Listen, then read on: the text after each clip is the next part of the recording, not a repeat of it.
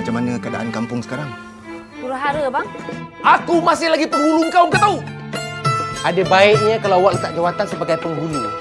Sebab semua rahsia awak ada dalam kocik saya. Saya kata tak mau. Tak maulah. Bang, saya dengan si Sudi tu nak bertanding. Suka hati dia, lantaklah lu nak bertanding. Peduli apa?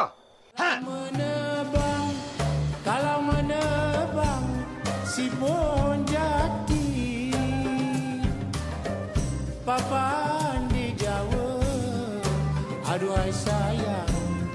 Papan di Jawa, dibelah-belah.